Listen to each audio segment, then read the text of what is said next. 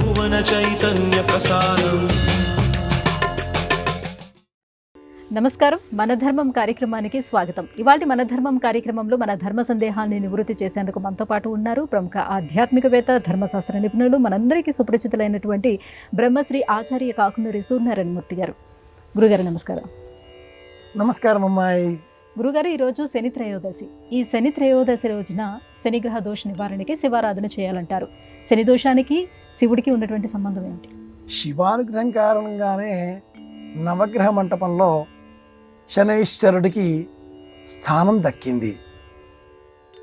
లోకాలన్నింటినీ పాలించేటటువంటి పరమేశ్వరుడు ఈ లోకాలకు శక్తిని నవరూపాలలో అందించాలి అనే నిర్ణయం చేసినప్పుడు ఆ నిర్ణయంలో అంతర్భాగంగా నవగ్రహాలను ఏర్పాటు చేశాడు. ఈ నవగ్రహాలలో గ్రహరాజు సూర్యుడు. సూర్యుని కుమారుడే శనైశ్వరుడు.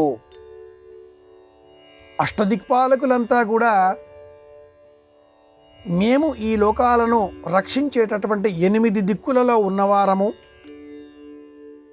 సూర్యునకు గ్రహాధిపత్యం అందించినప్పుడు మేము 8 మందిమి అష్టదిక్పాలకులం కనుక సూర్యునితో కలిసి నవగ్రహాలుగా ఏర్పాటు చేసినట్లయితే లోకాలకు మా వలన విశేషమైనటువంటి క్షేమం కలుగుతుంది అంటూ పరమేశ్వరుడిని వేడుకొనగా, మీ విధులు మీరు చేయండి, అన్య మార్గములు మరికొన్ని ఉన్నవి అంటూ ఈ నవగ్రహ మంటపంలో బుధుడు, గురువు, శుక్రుడు, ఇక్కడే చివరగా శనైశ్వరునకు బదులుగా సూర్యకుమారుడు శనైశ్వరుడు కనుక క్యాబినెట్ ర్యాంక్ అనేటటువంటి మాతృక మాటలలో తండ్రి కుమారులకు చోటు చేయడం ఏమిటి? తండ్రి ఉన్నాడు కనుక ఆ స్థానాన్ని నాకు ఇప్పించవలసింది అంటూ వరుణుడు, కుబేరుడు వాదించారు.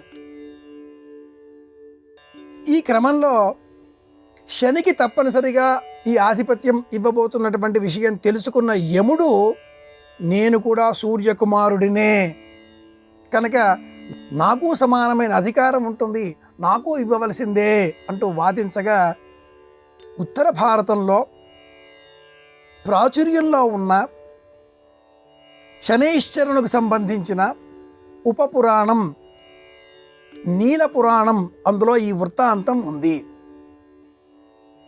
శనికి మాత్రమే ఆధిపత్యం ఇవ్వడంలో ఆంతర్యం ఏమిటి అంటే, సూర్యుడు తూర్పు వైపున ఉదయించే వెలుగు కిరణాల సమాహారం. శని పడమర వైపున ఉండేటటువంటి ఆధిపత్యం గల స్వరూపం. ఒకటి తూర్పు, ఒకటి పడమర. ఎక్కువ వేగం పనికిరాదు, ఎక్కువ మందగొడితనం పనికిరాదు.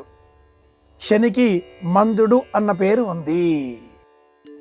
పరమేశ్వరుడు కూడా శని కారకంగా ఇబ్బందుల పాలైన వాడే. ఒక తామర తూడులో కొంతకాలం పాటు నివసించి శని బాధ ఎటువంటిదో, శనిగ్రహ పీడ ఎటువంటిదో అనుభవించిన వాడే కనుక శని దోషం తొలగించుకోవాలి, శివారాధన చెయ్యాలి. అది కూడా శనివారం నాడే చెయ్యాలి అని కూడా పెద్దలు ఇలా ఏర్పాటు చేశారు. ఇది ఆచారంలో నీలమత పురాణాన్ని అనుసరించి వచ్చినటువంటి అలవాటు. ఇది సంప్రదాయం. గురువుగారు, ఆపదలో ఆదుకోలేని మిత్రుడు అక్కరకు రాని చుట్టం, అలాగే ఆకలి లేనప్పుడు ఆహారం నిష్ప్రయోజనం, వీటిని ఎలా అన్వయించుకోవాలి? 3 పరమాద్భుతమైన సత్యాన్ని మనకు బోధిస్తాయి. ఈనాటి కాలంలో ఆకలి అన్నది అందరూ మర్చిపోయారు. దొరికిందల్లా తినేస్తున్నారు, దొరికినప్పుడల్లా తినేస్తున్నారు. దొరకకపోయినా వెంటాడి వేటాడి వెతికి మరీ తినేస్తున్నారు, తోచక తినేస్తున్నారు. కాబట్టి ఆకలి వేస్తేనే ఆహారం తినాలి అనేది అర్థం కాకుండా పోవడంతో అనారోగ్యాలు వచ్చి చేరాయి. ఆపదలో ఆదుకోని మిత్రుడు, వీళ్ళే మన చుట్టూ ఉన్నారు.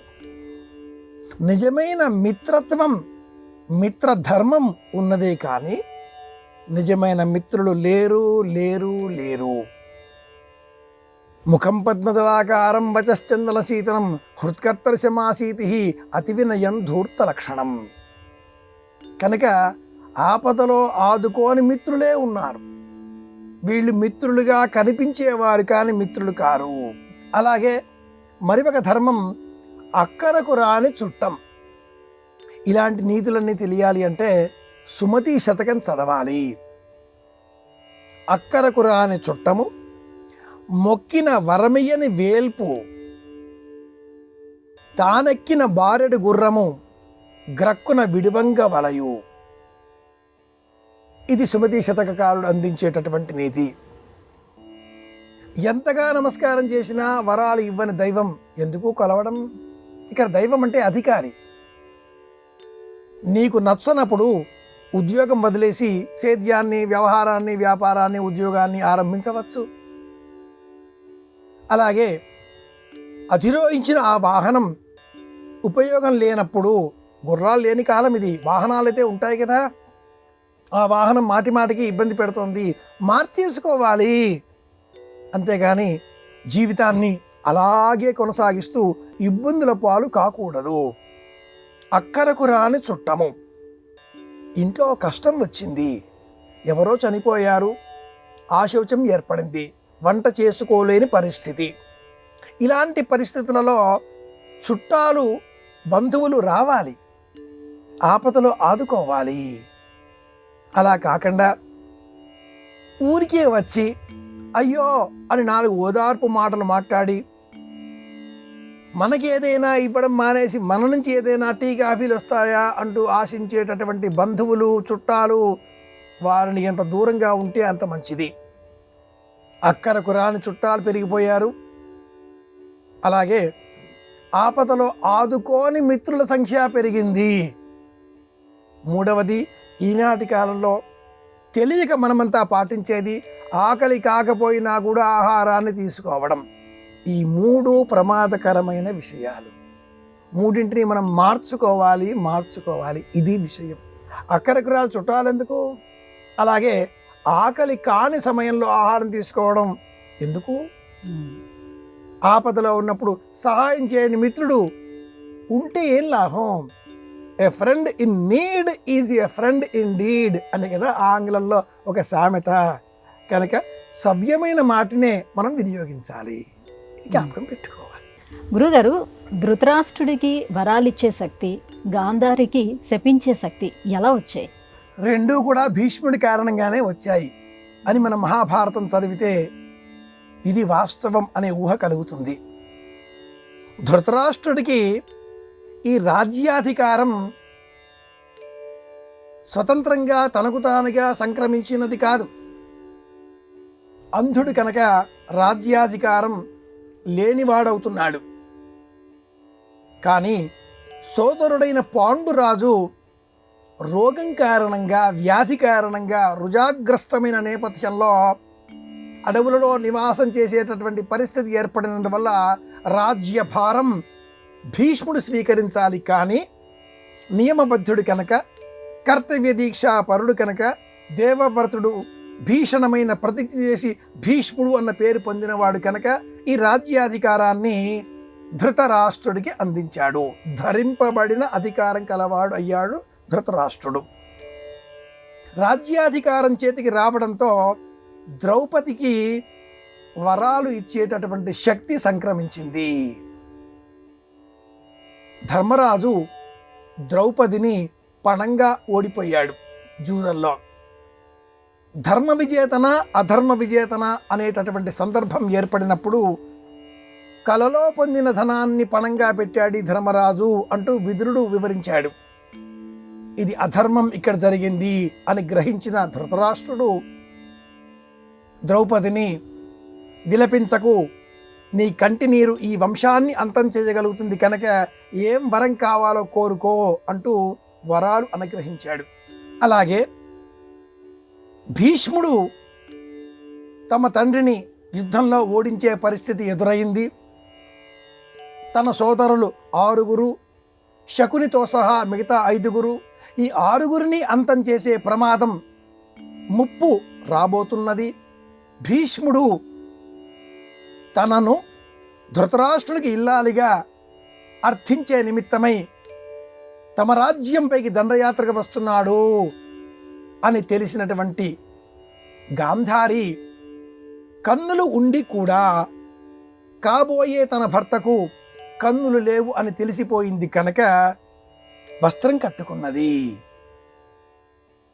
భీష్ముడు కూడా కౌరవ రాజ్యాన్ని రక్షించే నిమిత్తమై యోగ్యత గల యువతులలో ఎవరికి అధిక సంతానం ఉంది అంటూ జ్యోతిష శాస్త్రజ్ఞులను సంప్రదించి ఈ గాంధారి జాతకంలో 100 మంది కుమారులు కలిగే యోగ్యత ఉంది అని పూర్వమే తెలుసుకొని అటువంటి కోడలు ఈ రాజ్యానికి కావాలి అంటూ యుద్ధానికి వెళ్ళాడు. కన్నులు ఉండి కూడా కాబోయే భర్త కన్నులు లేవు అని తెలిసిన గాంధారి కన్నులకు వస్త్రం కట్టేసుకుంది. అది పతివ్రత లక్షణం. దంపతులలో ఒకరికి కన్నులు లేకపోతే మరి ఒకరు కన్నులు ఉన్నవారు కన్నులు లేని వీరిని వివాహం చేసుకుని సేవించి వారికి సహాయకులుగా ఉండవచ్చు కదా అనుకుంటే అది కౌరవ సామ్రాజ్యం. 100,000 మంది సేవకులు ఉంటారు. భర్తకు కన్నులు సహజంగా లేవు, కానీ తనకు ఉన్నవి కాబోయే భర్తకు లేవు అని తెలిసిన మరుక్షణమే కన్నులకు గంతలు కట్టుకున్న గాంధారి పాతివ్రత్య శక్తి కారణంగా ధర్మరాజాతులతో సహా అందరినీ శపించేటటువంటి శక్తి కలిగింది. నేటికి నా 100 కుమారులలో ఒక్క కుమారుని కూడా ఉపేక్షించి వదిలిపెట్టాలి అనే జ్ఞానం నీకు కలగలేదా భీమసేన? నా 100 మంది కుమారులలో అందరినీ అంతం చేసిన ధర్మరాజా, నీవు కారకుడివి కావా? ఇంత యుద్ధానికి మూల కారణంగా నిలిచిన ఈ కృష్ణ పరమాత్ముడు ఇతడు కారకుడు కాడా అన్న కోపంతో గాంధారి కృష్ణుడినే శపించింది. గాంధారికి శాపశక్తి ఇలా ఏర్పడింది. నేటికి 36 సంవత్సరాల తరువాత నీ వంశం కూడా ఇదే విధంగా అంతమవుతుంది అంటూ శపించింది. 36 సంవత్సరాల ప్రమాణమే ఎందుకు అనే ఉద్దేశ్యాలు వేరుగా ఈ మహాభారతంలో వివరించుకోవచ్చు. ధర్మరాజు 36 ఏళ్ల పాటు రాజ్యం చేశాడు. పూర్వం రాజసూయాగానికి సంబంధించిన కాలం, ఆ కాలమంతా కూడా తన కుమారుడు మనోవ్యథల పాలయ్యాడు. ఎట్లా తనతో పాటుగా సాటి చక్రవర్తిగా ధర్మరాజు చక్రవర్తి అన్న పేరు పొందాడే అంటూ దుర్యోధనుడికి బాధ, దుఃఖం. తన కుమారుని దుఃఖపెట్టిన ఈ ధర్మరాజు 36 ఏళ్ల పాటు రాజ్యం చేశాడే, కారణం ఈ కృష్ణుడు కదా. కనుక గాంధారికి శపించేటటువంటి శక్తి పాతివ్రత్య లక్షణంగా, కానీ అందుకు మూలం భీష్ముడు. అలాగే ధృతరాష్ట్రుడికి వరాలిచ్చే శక్తి కారణం, మూల కారణం కృష్ణ పరమాత్ముడు అనే చెప్పుకోవాలి. ఇది విషయం. గురువుగారు, సీతాదేవి అడవులకు వెళ్లే ముందు నగలనన్నిటినీ తీసి కేవలం నారచీర కట్టుకొని అడవులకు వెళ్ళింది కదా, మరి వానరులకు దొరికినటువంటి ఆ నగల మూట ఎవరిది? రామాయణంలో ఉండే వృత్తాంతం వేరు, లోకంలో ప్రచారంలో ఉండే కథలు వేరు. వాల్మీకి రామాయణం పరమాద్భుతమైనటువంటిది. ప్రతి విషయాన్ని కూలంకషంగా క్షుణ్ణంగా వివరిస్తుంది. మనం అధ్యయనం చెయ్యాలి అంతే. 12 సంవత్సరాల కాలం రామచంద్రమూర్తి సీతాసమేతుడై అయోధ్యలో నివాసం చేస్తున్నాడు.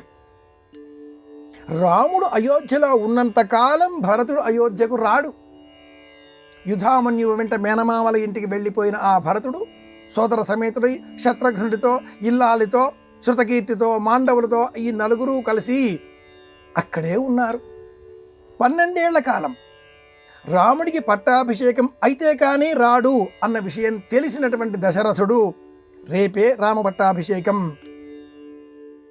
ఈ విషయం తెలిసిన మంథర 13 సంవత్సరాల కాలం దాటితే రాజ్యాధికారం, హక్కు, బాధ్యతలు పూర్తిగా భరతుడి నుంచి తొలగిపోతాయి అని గ్రహించిన మంథర ప్రోద్బలంతో కైక వరాలు జ్ఞాపకం చేయడం, సీతారామ లక్ష్మణులు అడవికి వెళ్ళడం నిశ్చయం కావడంతో మూర్ఛలో ఉన్న దశరథుడు ఈ ప్రయాణం నిశ్చయం కాగానే మూర్ఛలో నుంచి తేరుకొని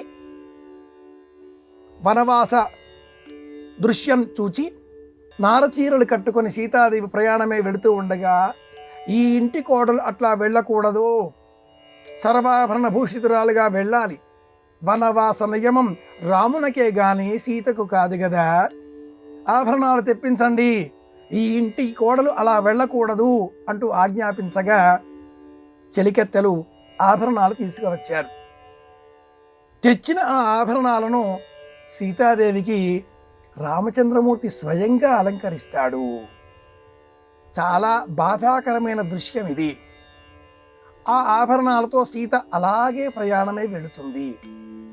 అవే ఆభరణాలు మనం ఋష్యముఖ పర్వతం పైన వానరులు రామచంద్రమూర్తికి చూపించగా కన్నులలో నీరు నింపుకున్న ఆ రాముడు గుర్తించడానికి ఇబ్బందుల పాలై లక్ష్మణుడిని ఈ ఆభరణాలు ఏవి నీవు గుర్తించగలవా అనగా నాహంజానామి కేయూరే నాహంజానామి కంకణే నూపురేత్యభిజానామి నిత్యం పాదాభివందనాత్ అంటాడు. కేయూరములు గుర్తించలేదు, కంకణాలు గుర్తించలేదు, కానీ వదిన ధరించే పాద మంజీరములు గజ్జెలను నేను గుర్తించగలుగుతాను అంటూ లక్ష్మణుడు చెప్పాడు, ఇవి సీతాదేవివి అని.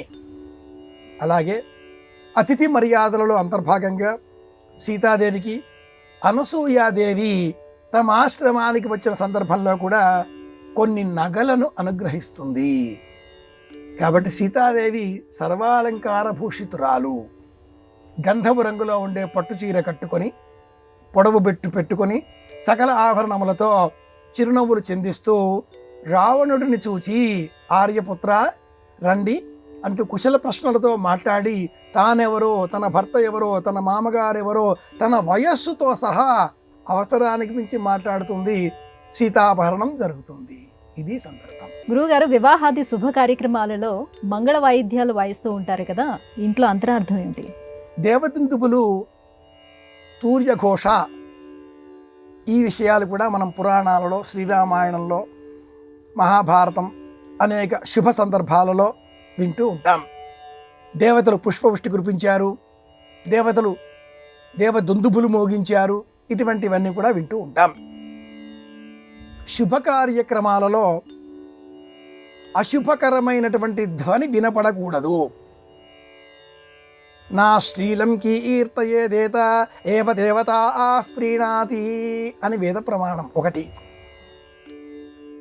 ఏదైనా వివాహం జరుగుతున్నప్పుడో, ఉపనయనం జరుగుతున్నప్పుడో, లేక ఇతర శుభ సందర్భాలలోనో చుట్టూరా ఉండేటటువంటి బంధుమిత్రులలో పడరానటువంటి వాళ్ళు కూడా చేరి మెటికలు విరుస్తూనో, లేకపోతే చూడ్డానికి బయటకు బాగా నవ్వుతూ మనసులోనే వాచ్యంగా కూడా అశుభం కలగాలి, అశుభం కలగాలి అని కూడా అనుకునే వాళ్ళు ఉంటారు. ఇందులో శకున శాస్త్రంలో తుమ్ము ఒక శకునం. ఒకసారి తుమ్మితే అపశకునం, 2 సార్లు తుమ్మితే శుభశకునం. ఆ 2 సార్ల తుమ్ములో కూడా విరామం ఉండకూడదు. కొందరు కీడు కలగాలి అంటూ కావాలనే ఓ తుమ్ము తుమ్మేస్తారు. అలాంటివేవీ కూడా రాకుండా తూర్యఘోష, మంగళ వాయిద్యములను మ్రోగించండి అంటూ చెప్పడం. పూర్వకాలంలో సినిమాలలో కూడా ఇలాంటి దృశ్యాలు చూపించే సమయంలో ఎంత జ్ఞానాన్ని బోధించేవారో. మాయాబజారు అనే చిత్రంలో చిట్ట చివరి దృశ్యాలలో శశిరేఖ మెడలో గళసీమలో లక్ష్మణకుమారుడు ఆ మంగళసూత్రాన్ని అలంకరించే సమయంలో శశిరేఖ మాయా శశిరేఖ, ఆ చిత్రమే అటువంటిది. అపశకునం కలిగే విధంగా ఒక్క తుమ్ము వినిపిస్తుంది. ఇదేమిటి, నేను తుమ్మాను అనుకుంటాడా శకుని. కృష్ణమాయ వల్ల ఆ శకునికి ఆ తుమ్ము వస్తుంది. ఒక్క తుమ్ము అనగానే దుశ్శాసనుడు తుమ్ముతాడు, 2 తుమ్ములు శుభశకునమే కానివ్వండి అనగానే ఆ వెనకాల ఉండేటటువంటి బాబాయిల సైన్యం అంతా కూడా తుమ్మడం మొదలు పెడతారు. అంతా కృష్ణమాయ. ఈ ధ్వనులు ఏవీ కూడా వినపడకుండా శుభం కలగాలి అనే ఉద్దేశ్యంతో మంగళ వాయిద్యములను మ్రోగించాలి. ఇది శుభకరం. గురువుగారు, పూర్ణకుంభ స్వాగతాన్ని ఈ రోజుల్లో రాచ మర్యాదకి చిహ్నంగా భావిస్తున్నారు. నిజానికి పూర్ణకుంభ స్వాగతం ఎవరికి పలకాలి అని మన సంప్రదాయం నిర్దేశించింది? సంప్రదాయంలో పూర్ణకుంభ స్వాగతం దైవానికి మాత్రమే ఉంటుంది. ఆలయంలో మూల విరాట్టు ఆలయాన్ని విడిచి ఊరేగింపులో, ఉత్సవంలో పాలు పంచుకునే నిమిత్తమై తన ఛాయామూర్తిగా ఉత్సవ వరులను ఆలయం విడిచి వెళ్ళవలసినదిగా, బయటకు వెళ్ళవలసినదిగా ఆజ్ఞాపించే తరుణంలో ఆ మూల విరాట్ వద్ద నుంచి ఒక పూర్ణ కలశాన్ని తీసుకువచ్చి ఈ అర్చామూర్తి, ఊరేగింపు మూర్తి అని మనం చెప్పుకునే ఆ ఉత్సవ వరుల ముందర ఉంచుతారు. అనంతరం ఆ ఉత్సవమూర్తి బయటకు వెళ్ళగా ఆలయంలో గర్భాలయానికి వెలుపల ప్రధాన ద్వారానికి ఎదురుగా ఆ పూర్ణ కలశం బయటకు వెళ్ళిన ఆ ఉత్సవమూర్తి తిరిగి వచ్చేంత వరకు వేచి ఉంటుంది. ఆ పూర్ణ కలశంతో లోనికి వచ్చేటటువంటి ఉత్సవమూర్తిని ఆహ్వానించి తిరిగి లోనికి తీసుకువస్తారు. ఇది పూర్ణ కలశ లక్షణం. అలాగే కొన్ని అరుదైన సందర్భాలలో మూల విరాట్ను సేవించే తరుణంలో మూల విరాట్కు ఏదైనా విఘాతములు, ఇబ్బందులు కలిగినవో ఏమో అనేటటువంటి సందర్భాలలో, ప్రత్యేక స్నపనములు నిర్వహించేటటువంటి సందర్భాలలో కూడా ఆ మూల విరాట్లో ఉండేటటువంటి దైవత్వాన్ని క్రోడీకరించి కలశంలో నిక్షిప్తం చేస్తారు. పూర్ణ కలశం అది. బాల ఆలయం అన్న పేరిట, బాలమూర్తి అన్న పేరిట ఈ పూర్ణ కలశాన్ని ఆలయ ఆగమ సూత్రాలలో ఇది సంప్రదాయం తెలిసిన వారు వినియోగిస్తారు. పీఠాధిపతి అయినటువంటి వ్యక్తికి పూర్ణ కలశంతో స్వాగతం పలకాలి. పీఠాధిపతి దైవంతో సమానం, దైవమే అంటూ మనకు శాస్త్రం సంబోధిస్తుంది. పటీచకుడు, కుటీచకుడు, హంస, పరమహంస అంటూ 4 విధాలుగా వర్గీకరింపబడిన సన్యాసాశ్రమంలో, తురీయాశ్రమంలో, చతుర్థాశ్రమంలో సన్యాసులు 4 విధాలు అంటూ ధర్మశాస్త్రం చెప్పే నేపథ్యంలో పరమహంస అయినటువంటి వారికి మాత్రమే ఇలా పూర్ణకుంభ స్వాగతం. పరమహంస కాకపోయినా, హంస అయినా, పటీచకుడు, కుటీచకుడు అయినా కూడా దండధరుడు అయి ఉన్న నేపథ్యంలో సన్యాసాశ్రమానికి ప్రతీకగా ఉన్న వారిని పూర్ణకుంభంతో స్వాగతంగా పలకాలి. దైవమే ఆహ్వానిస్తున్నది అని చెప్పడం ఇందులో ఉండే అంతరార్థం. మిమ్మల్ని ఆహ్వానించడానికి నరులము, మానవులము మేము తగిన వారం కాదు, మేము అల్పులం. మిమ్మల్ని ఆహ్వానించాలి, పరమేశ్వరుడే అందుకు యోగ్యత కలిగి ఉంటాడు. పరమేశ్వరునికి ప్రతీక ఈ పూర్ణకుంభం అంటూ ప్రధాన ఆలయంలో ఉండే మూలవరుల వద్ద ఉన్న ఈ పూర్ణ కలశాన్ని చెంబు, నీరు, పంచపల్లవములు, కొబ్బరికాయ, పుష్పమాలిక చేత అలంకరింపబడి ఉండడం, ఇది పూర్ణకుంభ రూపం. మూలవరుల వద్ద ఉండే ఈ పూర్ణకుంభాన్ని అర్చకులు బయటికి తీసుకువచ్చి ఆ పీఠాధిపతికి లేక పరమహంస, ఇతరులకు, సన్యాసాశ్రమంలో ఉండేటటువంటి వారికి మాత్రమే ఈ అర్హత, ఇతరులకు కాదు. ఈనాటి కాలంలో ఇదేదో గొప్ప రాజలాంఛనం అన్నట్లుగా, పెద్దరికాన్ని ప్రపంచానికి చాటు చూపేది అన్నట్లుగా అందరూ అడిగి మరీ ఇలాంటివి ఏర్పాటు చేయించుకుంటున్నారు. ఇది అధర్మం, అన్యాయం అంటుంది శాస్త్రం. ఆ సన్యాసాధికారంగా ఉండేటటువంటి వారు, ఆశ్రమంలో ఉండేటటువంటి వారు పూర్ణ కలశాన్ని స్పృశించి తాకి నమస్కరిస్తారు. పరమాత్ముడికి ఆ నమస్కారం చెందుతుంది. పూర్ణ కలశంతో స్వాగతం పీఠాధిపతులకు మాత్రమే ఉచితం, గృహస్థులకు కాదు. ఇది విషయం. గురుగారు, ఇవాటి మన ధర్మం కార్యక్రమంలో మాకు వచ్చినటువంటి ఈ ధర్మ సందేహాలన్నీ కూడా నివృత్తి చేసినందుకు ధన్యవాదాలండి. కృష్ణార్పణం. ఇది ఇవాటి మన ధర్మం కార్యక్రమం. రేపటి మన ధర్మం కార్యక్రమంలో మళ్ళీ కలుసుకుందాం. నమస్కారం. ఈ కార్యక్రమాన్ని తిరిగి చూడాలనుకుంటే www.youtube.com/ETV Life Spiritual లో చూడవచ్చు.